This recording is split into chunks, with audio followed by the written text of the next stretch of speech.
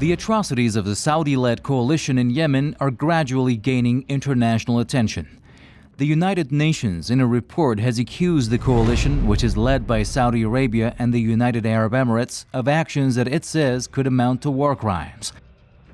The report has cited deaths of thousands of civilians, tortures of detainees, and using child soldiers by the coalition as instances that could be used against the Saudis and the UAE in international courts.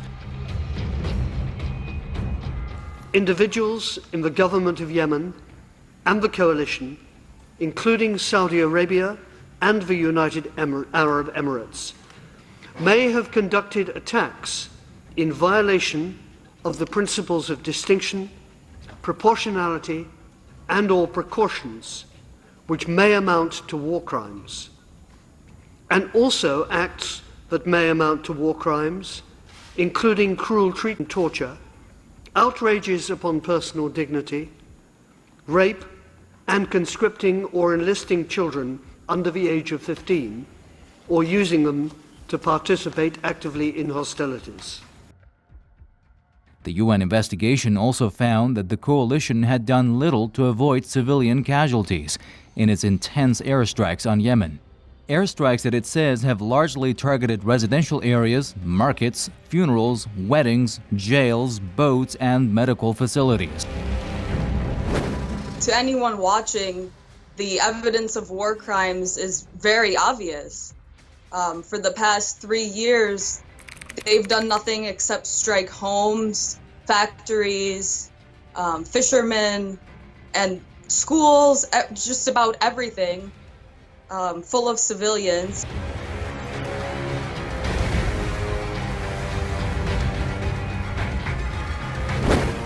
Meanwhile, the United States says it has reviewed its support for the Saudi-Emirati coalition.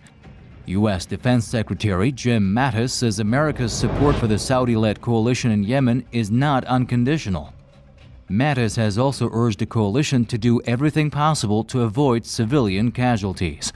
The timing of this with the release of the UN report is surprising, but the world will never forget a recent revelation that showed the Saudis were using sophisticated American weapons in their war on Yemen.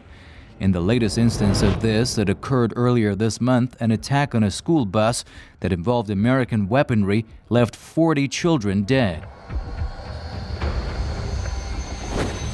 Not only are they selling the Saudis these weapons that they use to strike like the school bus, we have that evidence, but the United States provides logistical and intelligence support to the Saudi coalition. So they're on the ground in the control rooms, helping them make these decisions. And the U.S. really tries to portray themselves as taking a passive role in this, but I think it's very clear that they're very actively involved. Meanwhile, Saudi Arabia has voiced defiance against international criticism and says it stands ready to intensify its attacks on Yemen. The kingdom's crown prince, Mohammed bin Salman, has been quoted by the media as saying that the war in Yemen should leave a big impact on the consciousness of Yemeni generations. We want their children, women, and even their men to shiver whenever the name of Saudi Arabia is mentioned. These are his words in a recent meeting with military commanders of a coalition which is attacking Yemen.